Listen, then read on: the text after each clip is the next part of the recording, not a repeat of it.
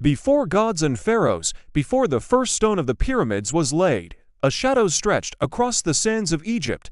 This was not a shadow of night, but a guardian of it.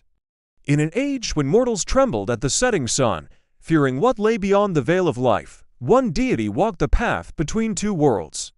He was not a king robed in gold, nor a warrior brandishing a sword. He was the silent guide, the keeper of scales, the one whose name was whispered in hushed tones by priests and scribes.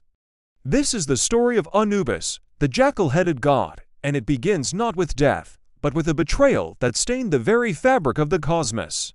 Long ago, the world was ruled by the benevolent god Osiris, his beloved wife Isis, and their jealous brother, Set. Set, consumed by envy for Osiris's throne, devised a treacherous plan. He crafted a magnificent chest, a sarcophagus of unparalleled beauty, and at a grand banquet, declared it would belong to whoever fit inside it perfectly. One by one, the gods tried, but none could fit.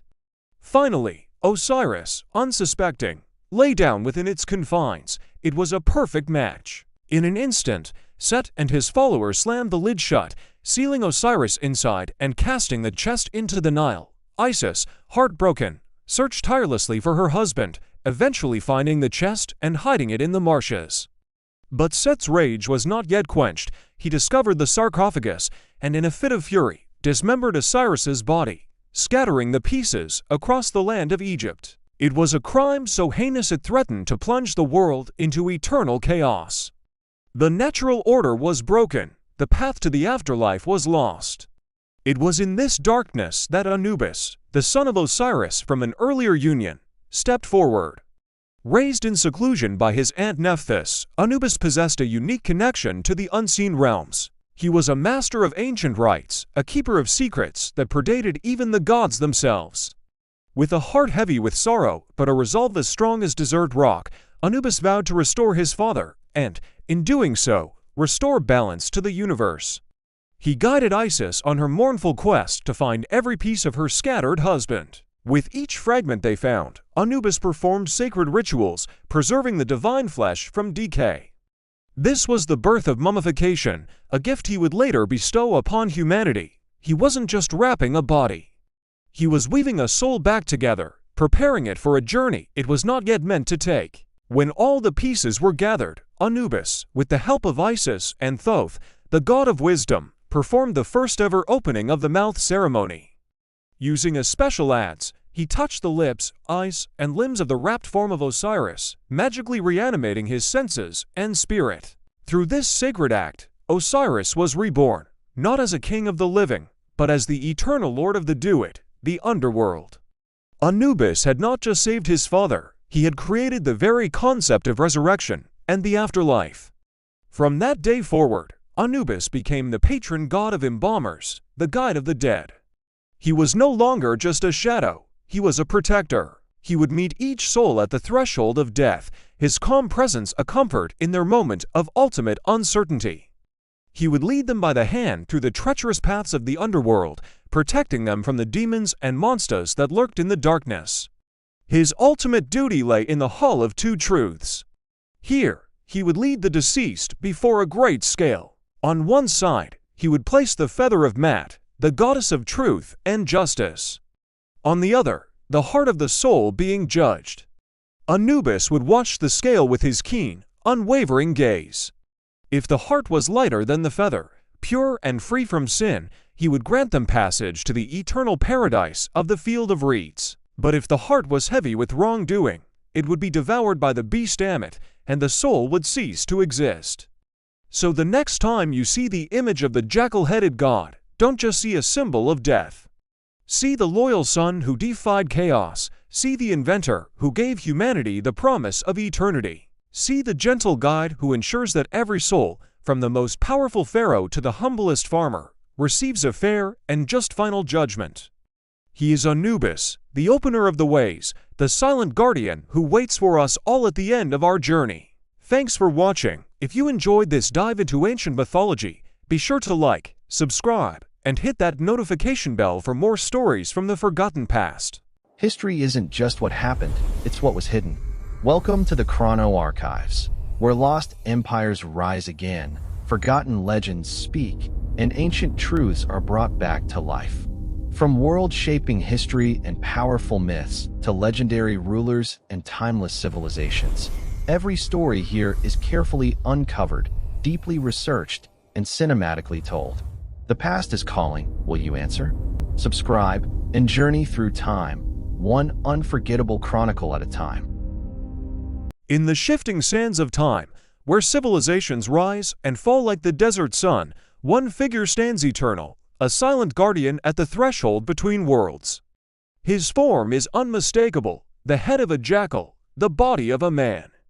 He is Anubis, the ancient Egyptian god of death, mummification, and the keeper of the final passage. But who is this mysterious deity, and why did an entire civilization place its eternal fate in his hands? Join us as we journey into the shadows of the past to uncover the story of Anubis. The origins of Anubis are shrouded in the mists of Egyptian mythology. In the earliest tales, he was a primordial god, a son of the sun god Ra. However, as the myths evolved, his lineage became more complex. He was most famously known as the son of Osiris, the great god of the afterlife, and his sister, Nephthys. This birth was a secret one, a product of a union born from trickery. Fearing the wrath of her husband, Set, Nephthys abandoned the infant Anubis in the reed marshes of the Nile. It was Isis, Osiris's loyal wife, who found and raised the young god as her own, forever binding him to the divine family of the Underworld. From his infancy, Anubis was tied to the wilderness and the creatures that roamed its edges. The Egyptians observed jackals prowling the cemeteries on the western bank of the Nile, the land of the setting sun and the dead. They didn't see these animals as scavengers, but as divine protectors of the deceased. Anubis, with his jackal head, became the embodiment of this protection. He was the lord of the sacred land, the master of the necropolis. His dark color, the color of the fertile Nile soil and of a body after embalming, symbolized not decay, but regeneration and rebirth. He was not a god of fear, but a guide who promised a new beginning.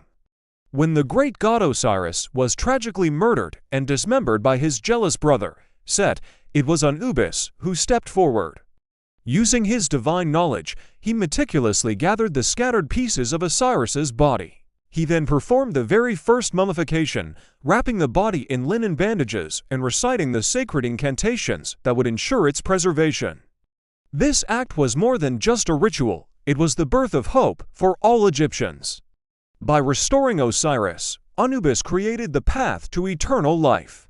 He became the patron god of embalmers, the master of secrets who taught mortals how to cheat finality. His presence was invoked in every tomb, his image a powerful symbol of protection.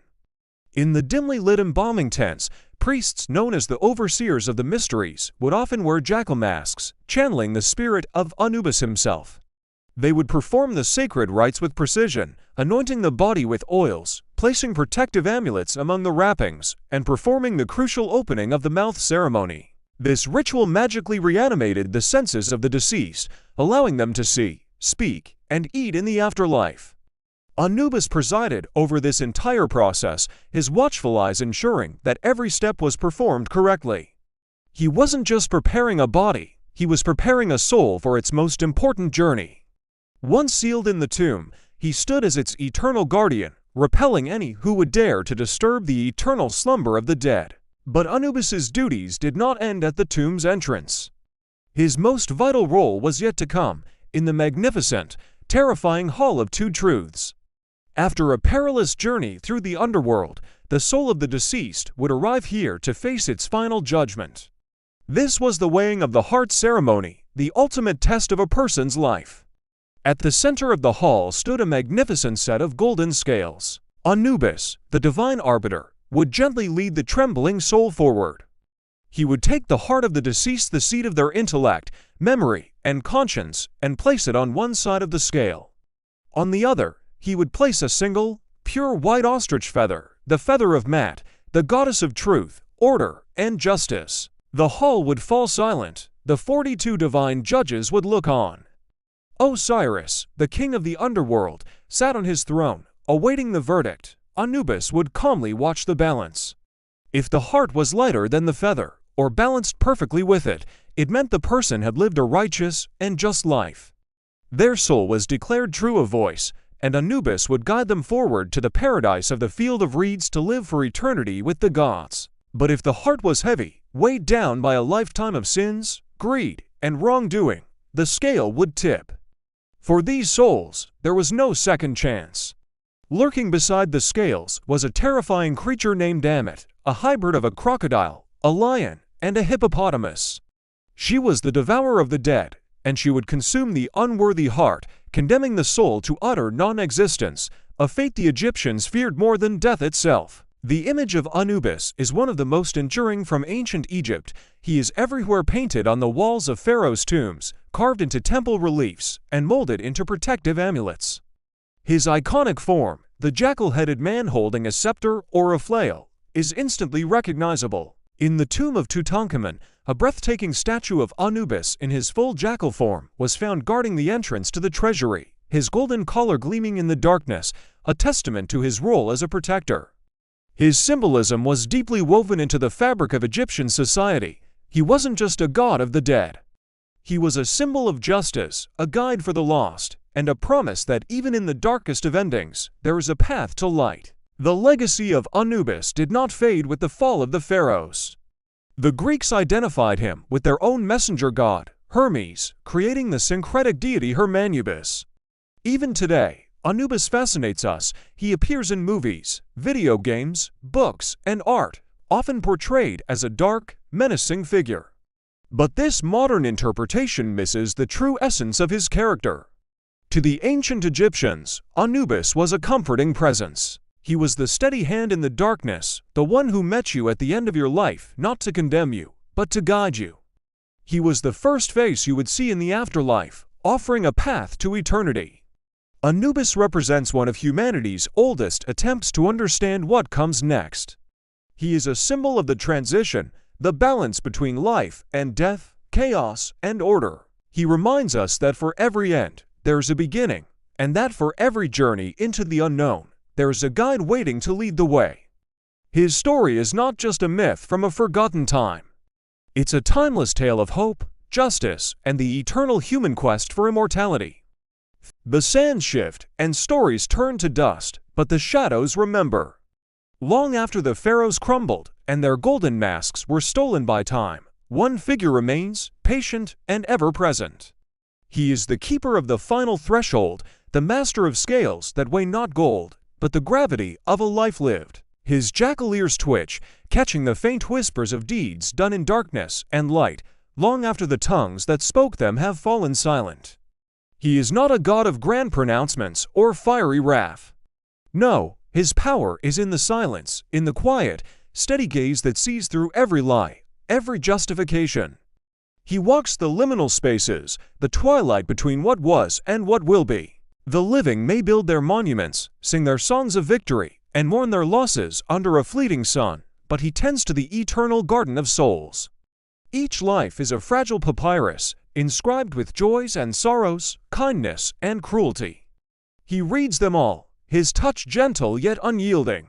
He is the final editor, the one who determines which tales are worthy of eternity and which are cast into the void, forgotten like a dream upon waking. The world spins on. New empires rise, new gods are named, and new fears haunt the hearts of mortals.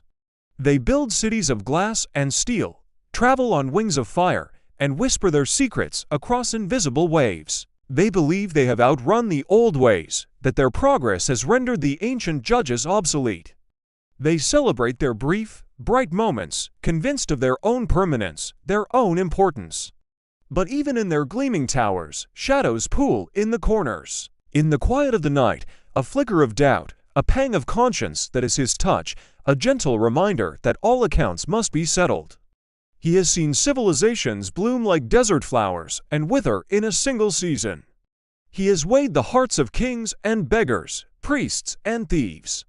He has watched lovers part and enemies reconcile at the very edge of existence. The names change, the faces blur, but the essence of the soul remains the same. It is a tapestry of choices, woven thread by thread, day by day. And he, Anubis, is the master weaver, the one who sees the final pattern in its entirety. He needs no temples now, no offerings of incense and wine.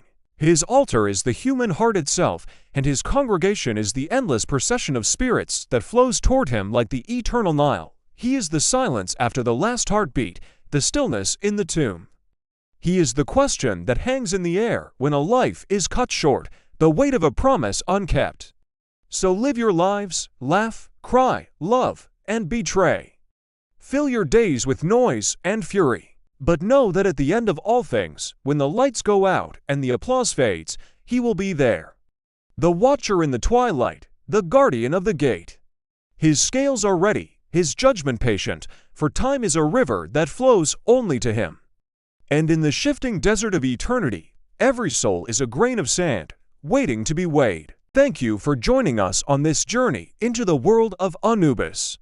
If you were fascinated by this look into ancient Egypt, make sure to like this video, subscribe to our channel, and hit the notification bell so you don't miss our next exploration into the myths and legends of the past. As we close this chapter of the Chrono Archives, remember, the past is never truly gone. It waits patiently in the shadows of forgotten ruins, in the echoes of ancient voices, and in the timeless lessons that still guide us today. It waits to be remembered by curious minds like yours. Thank you for joining us on this extraordinary journey through the annals of time. If today's exploration of lost civilizations, mythical legends, or historical enigmas ignited your passion for the past, hit that like button.